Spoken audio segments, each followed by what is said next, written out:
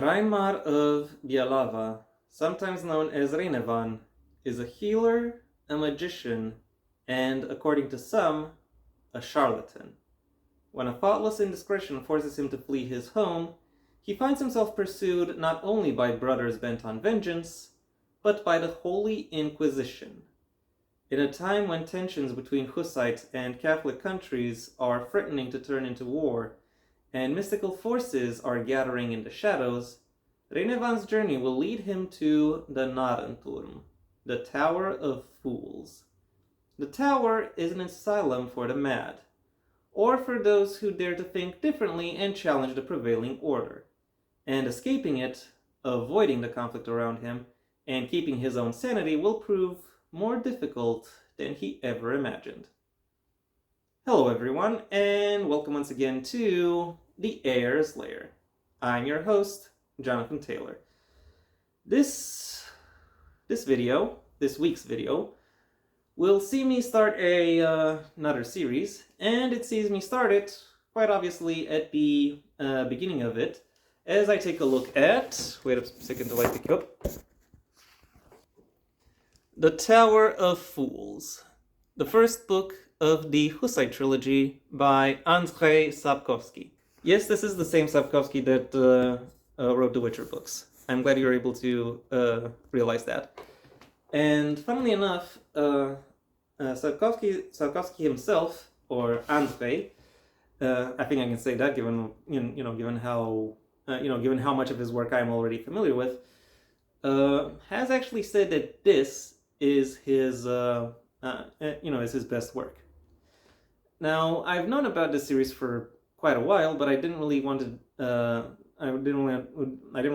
delve into it at the time because I thought I would kind of pigeonhole myself if I read too much Sapkowski all at once. Somewhat earlier this year, however, or more precisely when I put out that the video that came out on my birthday, or that came out on my birthday, that I made for my birthday, I was reminded of just how much I enjoy Sapkowski's writing, even when it is filtered through David French's translation, and I decided, yeah, why not? I will actually go through this book as well now, and that is what I will be doing, as well as going through its sequels in the following weeks, and then maybe give an overview by the end of the month. Until then, however, I should first talk about this book.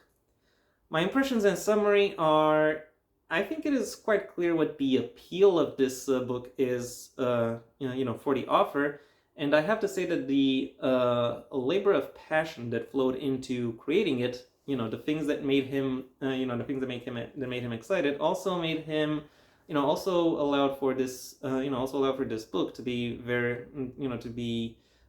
quite engaging, because he really went through a lot of effort and through a lot of diligence in order to recreate an authentic medieval West Central Europe, and thereby showcasing all of the various influences that impact and crisscross each other, so to speak, and in terms of how it is that they play around with the play upon the setting as it has been presented.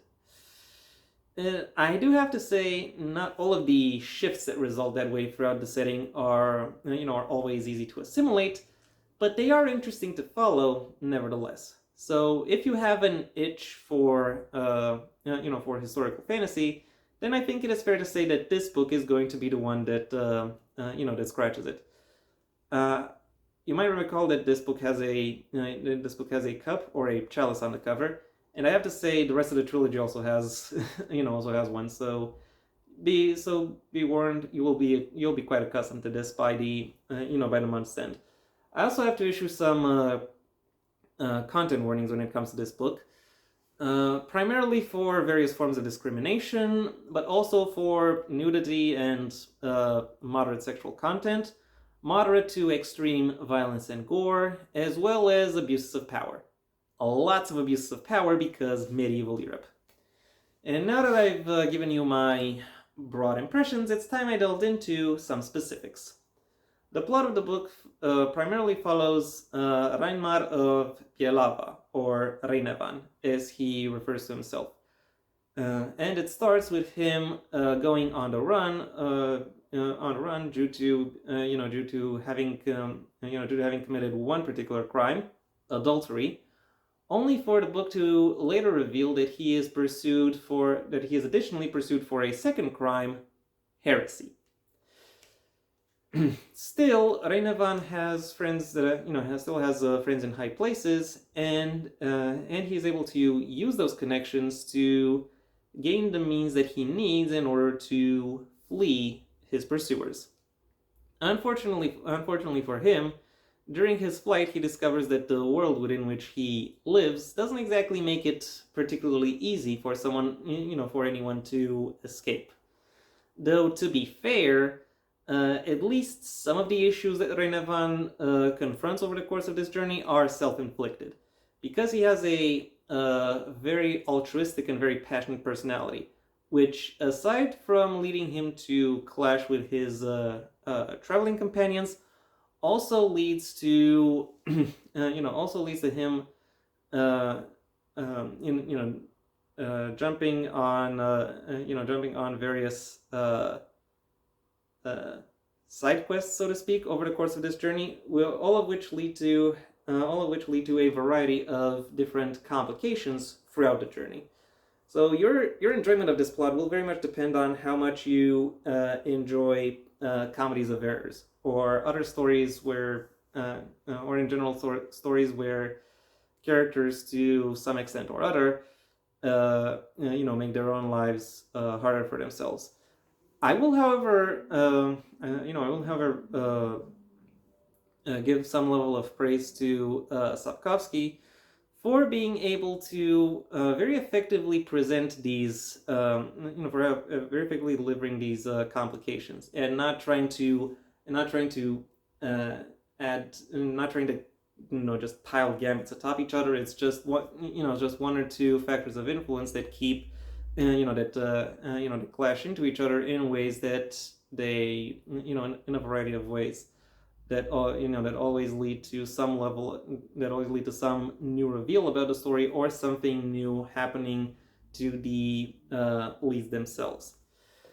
And it is the way in which he builds his complications, and the ways in which he presents these new perspectives, that also allows for the world itself to to come quite a bit more to life, and that it allows the readers to explore it, which I have to say really represents what I would call the key part of the appeal of this world, of the book, exploring and getting to know the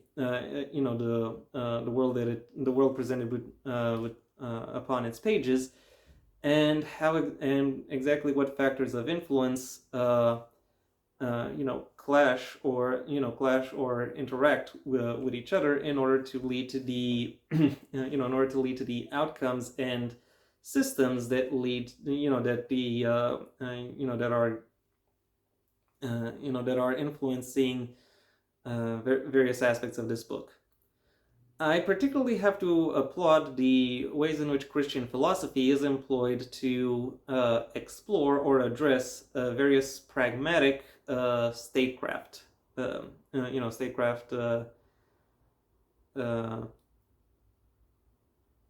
problems, so to speak, or concepts. I personally prefer my politics to be secular, but I still found that aspect of the book to be quite quite interesting to delve into. And that level of attention that is brought into the world also brings the people that inhabit it to the forefront as well, because Sapkowski, as an author, understands the structures that he presents as effectively as he does. He also knows the kind of mentality that is necessary for someone to for someone to get ahead within these structures that he presents. And it is that understanding that allows him to create some very well defined secondary and even tertiary characters, allowing this cast to become quite memorable, all things considered, if I may say so myself. Unfortunately, this approach kind of hurts his the leads of this book, if I'm to be perfectly honest, because they exist outside of these structures. He can't really delve into their mentalities, perhaps to the same degree, and instead Sapkowski has to resort a little bit more towards archetypes in order to really infuse these characters with their own personalities and their own interests.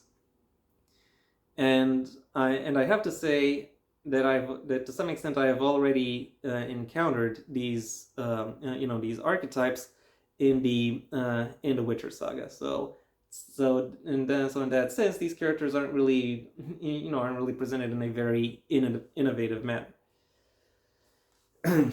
even taking my familiarity with the Witcher saga out of this discussion, it is still quite clear that the leads are limited when compared to their actual page time and what it is that their possibilities could be. And as such, I have to say that they are quite underwhelming to really delve into. Fortunately for them, this is only the first book in a trilogy, so they will have several more opportunities to really, redeem themselves or really effectively showcase their abilities, personalities, what have you. Overall, while I acknowledge that a lot of passion and diligence went into fleshing out this book's world and setting, it is ultimately, unfortunately, its presentation is ultimately missing that final gear that would allow it to fully engage the readership with the figures and concepts it tries to present. My final rating for The Tower of Fools is a 4 out of 5. And that was my review. Thank you for your attention. If you enjoyed it, well then please like the video, maybe even share it wherever you think other people will also like the video. If there is anything you'd like to add, either to the book itself or to my review of it, that's what the comment section is for. And if you want to see when my next video gets released, well then please subscribe. And ideally also ring the bell or do whatever else YouTube will ask of you in order to keep you notified. My books, the first of my own Heir to the Empire series, The Next Generation of the Path Not Taken, are available at various book retailers under their respective master links in the description down below. Right past my social media links, which I also suggest you check out should you choose to.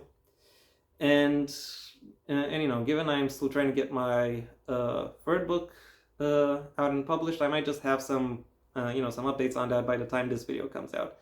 So feel free to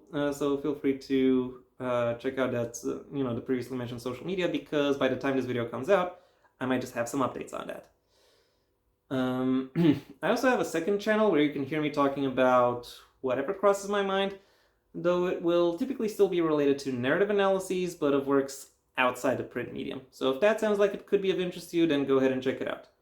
If, however, you want to hear more about my thoughts on the print medium and selected works therein, well then I suggest you stay on this channel and go through my extensive backlog, where aside from an embarrassment of riches when it comes to book reviews, I also have various other videos on writing advice, book rewrites, or miscellaneous writing topics. So if any of that sounds like it catches your interest, then I suggest you go ahead and check out my channel. You might just enjoy them. If, however, none of what I've said sounds like it captures your attention, well then I suggest you go ahead and do whatever you want the rest of your day, because it is your day after all. And yeah, that was it for me. So until next time, I am Jonathan Taylor, and this has been the Heir's Lair.